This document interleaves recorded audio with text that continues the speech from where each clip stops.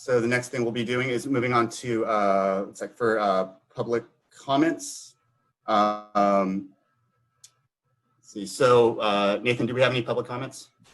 We do. We have 7 letters for public comments that I can read into. And then let me just introduce. So for public comments, in conformance with the Brown Act and California Executive Order N-29-20, a total of 15 minutes is provided so members of the public can participate in the meeting by submitting comments and provided on the front page of this agenda. Minutes clerks will read comments as requested up to a total of 15 minutes. All other requested to be read by the minutes clerk will trail until the end of the meeting. In conformance with the Brown Act, no commission action can occur on these items. Okay. Okay, so first letter. From Richard Jonathan Willett, Sr. Please submit my comments for the Traffic Division meeting October 5th. I have been a seasonal renter on Carlsbad Boulevard for over 20 years. Over the last 20 years, it has drastically changed. The noise pollution has gotten out of hand. All hours of the night, drag racing and motorcyclists are heard. It has affected my blood pressure and quite honestly has become a negative experience for me and my family of 6. The city has not done anything to mitigate this problem. Carlsbad used to be a small, quiet beach community, and it is now almost impossible to enjoy. You will be sitting on your balcony and trying to have a conversation, and all you will hear is decibel noise that is off the charts. You have to come inside and even indoors when trying to sleep. It wakes you up in the middle of the night. It has only gotten worse over the last 20 years with no mitigation in sight. The city has the funds, yet it only seems as if they pad their salaries over helping their residents as nothing has been done over the many years of complaint. It looks as if I'm going to have to take my winter vacation somewhere else if nothing is done. This is the first time ever riding in a city. I am so thankful for the petition that has been passed around in hopes that I can continue my vacation and hear that things will change. Sincerely, Richard Jonathan Willett, Sr. Next is, I live on Surfside Lane and Carlsbad Boulevard between Island Way and Poinsettia. This oppressive, excessive noise pollution we endure has been unaddressed for years. In the past 5 years, Carlsbad City has written fewer than 10 citations for this offense, even though infractions occur several times on the hour from 6:30 a.m. to 2 a.m. This problem is severe and results in undue stress and loss of sleep. More to the point, it is a violation of state law, and I personally believe the police department has an obligation to uphold this law as they would any other. Unfortunately, drag racers and motorcyclists vroom up and down Carlsbad Boulevard at all hours of the day and night every day. Laguna Beach, according to Emergency Coordinator Jordan Uvilak, has been able to write over 102 citations. Newport Beach has followed suit and others are copying their model. We also own property in Orange County and the problem is taken seriously there. The city is obligated to look into this matter. They need to come up with a plan for long-term resources dedicating money to this problem. There is reserved money here at Carlsbad and it needs to be used for this issue. There are in fact several ways to come at the problem. The traffic department can change lights to stop signs on the corridor with crosswalk signals and speed tables. They can change Carlsbad Boulevard to 1 lane or even lower the speed limit on our corridor. The residents of Carlsbad have provided numerous ideas to resolve this problem. Something needs to change. Traffic Division, please make changes and stop the inaction. Help us, tax-paying residents of this fine city, to enjoy and be proud to live in a town where the enforcement of the ordinance is taken seriously. Help make Carlsbad a place where all who make laws as well as those passing through take them seriously. Sincerely, Cindy Yorks. Next letter. Dear Carlsbad City, having lived on Carlsbad Boulevard between Island Way and Poinsettia, my family and I have first-hand experienced the excessive and damaging noise pollution unaddressed for years. In the past 5 years, Carlsbad City has written actual citations for noise pollution 5 times in 5 years. How are you taking care of your citizens, Carlsbad? When every other neighboring city has gotten it together, why can't we? There are enough residents and income from taxes to allow for this. So what is the problem? How is it that Laguna Beach can find the money and officers to address this problem when Carlsbad cannot? After speaking with Lieutenant Calderwood, she informed us that Carlsbad Police Department has only 7 traffic officers and they are a 42-mile circumference to detail. She advised that she would only be able to put officers on the corridor for a minimal 2 to 5 hours a week to address this specific problem. How in the world is this going to solve the problem? Explain to us, over 100 residents who signed this petition, how are you going to help mitigate this problem? This problem is severe. It is noise pollution. It is a violation of state law. If I put up a factory that emitted carbon into the air, you would shut me down in 2 seconds. Why is that? Because I would be causing harm. Well, guess what Carlsbad is doing? You are doing exactly that. According to a study published by the WHO, noise pollution actually causes physical harm to human beings. In 2011, the World Health Organization, recognizing the urgent need to decrease environmental noise, published a report summarizing the negative impacts of environmental noise on health and the economy. There is scientific evidence of a link between noise and high blood pressure, heart disease, stroke, heart attacks, hearing loss, tinnitus, sleep disturbance, reduced cognitive abilities, hyperactivity, personal injury, obesity, low birth weight, and prematurity. These are just a few examples of the debilitating and potentially life-altering effects of environmental noise on health. Unfortunately, the effects of environmental noise on health often go unnoticed as they slowly build over time and are often not recognized as associated with noise. However, the health effects of noise place at a high economic burden on our society comparable to those due to passive smoking. It is conservatively estimated that at least 1 million healthy years of life are lost every year in Western Europe alone because of traffic-related noise. A reduction in environmental noise levels by a mere 5 decibels can reduce the prevalence of hypertension and coronary heart disease, a reduction in prevalence that would benefit the economy by an estimated $3.9 billion per year. There are over 50 NIH PubMed studies confirming the enormous physical damage noise pollution causes to the body. We cannot sleep at night. We are constantly bombarded with extremely loud noise from drag racers, motorcyclists at all hours every day. Laguna Beach, according to emergency coordinator Jordan Willock, has been able to write over 100 citations in 2019. We cannot even get one officer here to enforce for a couple hours a week. Newport Beach has followed suit, and others. We have put together a petition of over 100 residents who have signed enough, who have had enough, and are ready to take action legally if the city does not take action. The city needs to come up with a plan for long-term resources dedicating money to this problem. There is reserved money here at Carlsbad and it needs to be used for this issue. Another police officer needs to be added to enforce citations. According to Lieutenant Calderwood, the city is planning to put permanent noise pollution reduction signs on Carlsbad Boulevard. They're planning to get training from Laguna Beach regarding the use of a decibel meter and planning to enforce it. But like we stated above, there's not enough traffic officers to enforce this. There are multiple ideas the traffic department can do. They can change lights to stop signs on the corridor with crosswalk signals and speed tables. They can change Carlsbad Boulevard to 1 lane or even lower the speed limit on our corridor. The residents of Carlsbad have provided numerous ideas to resolve the problem and not one has been adopted. Something needs to change. Traffic Division, we are asking you to make this change and help us residents to live a healthier and peaceful life. Thank you, Salima Witt. Next is from Kelly Lucidin. Hi, my comment can be read in today's record at the Traffic and Mobility meeting. I want to address the 3-hour parking signs posted in front of the Seagrove community on State Street. My name is Kelly Lucidin, and I reside at 2577 State Street. Our closest cross street is Laguna Drive. Our townhomes are zoned for multi-purpose use. However, less than 5% of the residents use this first level for a business. If a resident has more than 2 cars, our options are limited because of parking restrictions, not only in front of our residents, but in the surrounding area as well.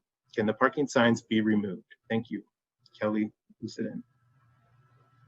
Next, we have been a resident of Carlsbad since 2013, and I have lived in the Costa Downs development in the Carlsbad Boulevard corridor.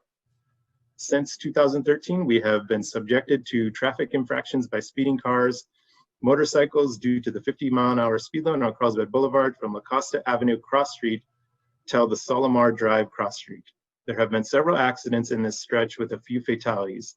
However, law enforcement has not utilized the laws to solve this problem. Most of the violations are from the Island Way cross street on Carlsbad Boulevard, where there are no traffic lights till Solomar Drive and the road is downhill. This stretch has an appropriate moniker Drag Alley, which is also known to the Carlsbad Police Department. The nature of the traffic violations are the following. First, speeding, racing, performance, motorcycle wheelies, riding on the rear wheel only, loud exhaust noise caused by modifying exhaust in motorcycles and sports cars, state laws SB 435 and AB 1435, and federal EPA laws were enacted against these modifying exhaust causing air pollution and causing excessive noise over 90 decibels. To understand enforcement's track record, one can just review the citation issues from 2016 to 2020. There were only 5 issued, an average of 1 citation a year. Not a great statistic. The city needs to empower the police department with the tools and budgets to enforce the law and start ticketing the vehicle owners for causing the disturbance to residents. Prior to efforts in 2018 and 2019 of temporary placing electronic signs were ineffective. The police department communicated that they do not have budgets and or manpower to continue the enforcement. There are several other options on a long-term basis to mitigate the speeding by creating deterrents through physical speed bumps and or reducing the 50-mile-an-hour speed to 35, since this is also a residential neighborhood like the section from Salomar to downtown Carlsbad on the same Carlsbad Boulevard is 35. The fact is that there are always a police presence to enforce the 30-mile-an-hour speed limit. The residents in this affected area sent a petition to the mayor's office with the support of 100 families in and around July 2020. Please review the residents' comments. One can summarize them as generally completely fed up. It is our desire that the city management address the grievances of the residents expeditiously. The residents have also researched other legal options in the form of a public interest litigation, which will cause undue publicity for the city of Carlsbad and will be expensive to defend in court. However, it is not the preferred option at this time, and there is an opportunity for the city to enforce the law on the books. The taxpaying citizens of Carlsbad have the right to a peaceful domicile, and at their right must be protected by law enforcement. It is the intent of these residents to air their grievances in this public forum, and we have the city officials seek a solution. This problem is typical for beach cities, and thus a study of the Laguna Beach Police Department's enforcement was provided as reference that similar beach cities in SoCal have resolved this speeding and loud exhaust noise issue. The city certainly has the will and is up to find them a way to resolve this nuisance. The Dutta family, Carlsbad resident. For this next one, okay. So this one is entitled Parking in Our Downtown Village. This is not a typical complaint of not having enough parking for patrons, employees, and residents in the village. However, it is a request for better management for parking, specifically temporary parking of vehicles servicing the businesses that are so critical for a thriving downtown environment in Carlsbad. This should be viewed as best practice management by the city to improve business activity and the safety of all. A management effort, perhaps with the VBA assisting for the betterment of both business and their community of customers. Clearly, you can see this on any 6 out of 7 days of a typical week. Trucks sitting in an area not meant to be used for this. Typically unloading supplies in a painted median on Grand, in a bike lane on Carlsbad Village Drive or the Boulevard or travel lane or any one of the side streets. A few years ago, this council was presented with and approved the concept of complete streets, giving it their full support. The 2018 Village Barrio Master Plan also calls for more and more from streets in this neighborhood. The parking study prepared in support of the master plan identified this very issue, stating the community has complained about trucks parked in travel lanes, and then identified what could be done to solve the problem. In part, that is curb management. We ask that you direct action on a comprehensive management practice to implement the master plan and parking study solving the current problem. Service vehicles parking in an appropriate location that cause conflicts with modes of travel.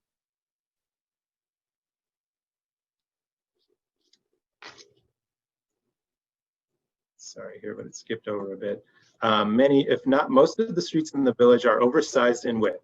This provides a great opportunity, all of this public land to reimagine, re-engineer for all modes of travel as per complete streets and meeting our climate action objectives. Supersize our arterial roadways throughout the city, just not the roads in the area we call the village. That is a contradiction in terms of use and atmosphere. Please, let's put together a management program to provide the appropriate location and space for the temporary parking for all service vehicles that removes the current hazardous condition. We can and should provide a grace period for some businesses due to the current need for expanded outdoor space at some curbs. However, we must not use that transition period as an excuse not to act on this management task. We can do better. Thank you. Robert Wilkinson. And I do have one last letter here. Pull this up. This letter has a few visuals, so I will just quickly share those with you.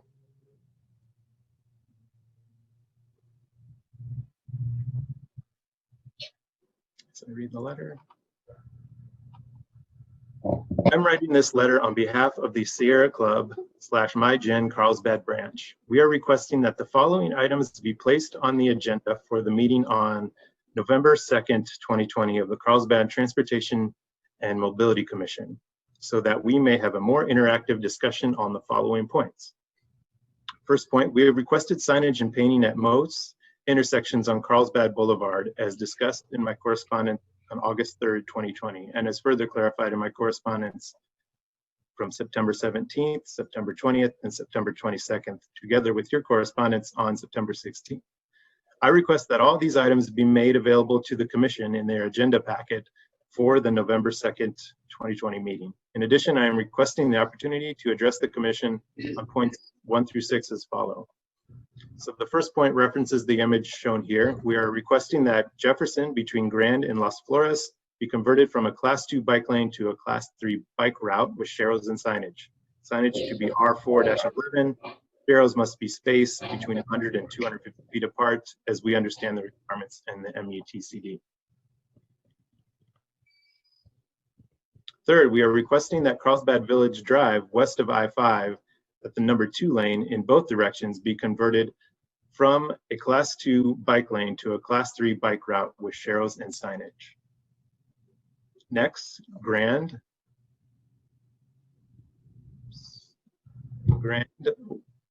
west of I-5, we are requesting it be made into a Class 3 bike route in both directions with sharrows and signage as shown in the image.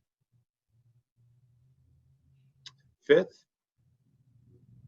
Carlsbad Boulevard between Tamarack and Carlsbad Village Drive, northbound only, we are requesting that the number 2 lane be turned into a Class 3 bike route with sharrows and signage.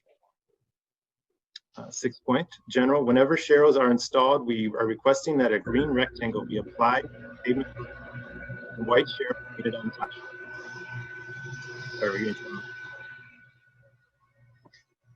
With respect to existing bike signage in Carlsbad, we're requesting a facelift.